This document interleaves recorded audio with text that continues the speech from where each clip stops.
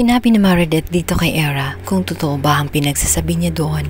Dahil noong sila na lang dalawa ay maaari na niya sasabihin kung ano talaga ang totoong nangyari sa loob ng cubicle ng sila nga ay nagulat itong si Meredith. Mabuti na lamang at hindi nagsalita ng katotohanan itong si Lilith.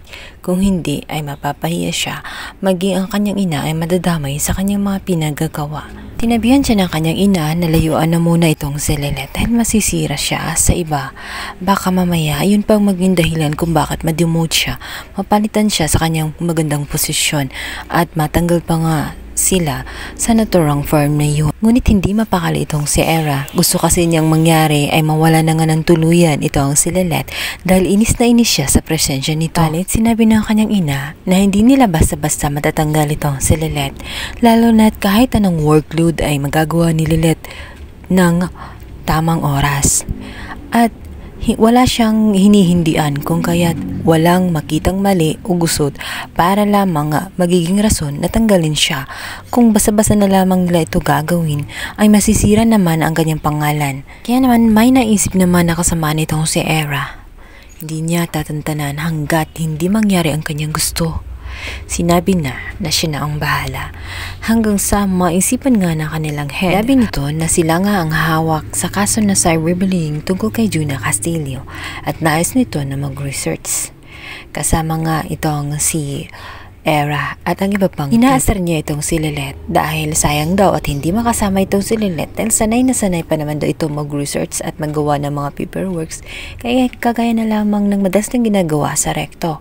Pinahiya niya ito bagay na hindi nagustuhan itong si Kurt. Di alam ni Era na may mas magandang offer ang head para kay Lilith dahil mas magaling naman talaga itong si Lilith kung ikukumpara sa kanya. Siya lang naman kasi ang natasan na magpasa ng at mag-file ng affidavit tungkol kay Juna Castillo sa kanyang case na cyberbullying. Silang dalawa nitong si Kurt. Kaya naman napairap na naman itong si Era at may gagawin na naman siyang kababalaghan. Bago pa manipasa nga nitong si Lilith ay gumawa ng paraan itong si Era. Pinagpalit niya ang naturang affidavit na ginawa nitong si Lilith. Kaya naman ng mga time na ipapasa na nga ni Lilith ay magugulat nga ang babae na magkukuha nito sapagkat hindi affidavit ang makikita niya sa documents na pinapasa nga nitong si Lilith.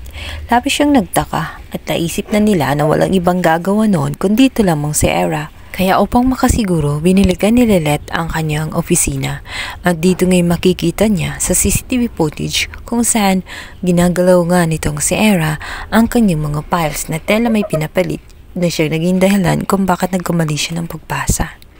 Sa kabilang banda, hindi naman mapakali itong si Ramir. Hindi niya hahayaan na hindi niya masasabi ang totoo.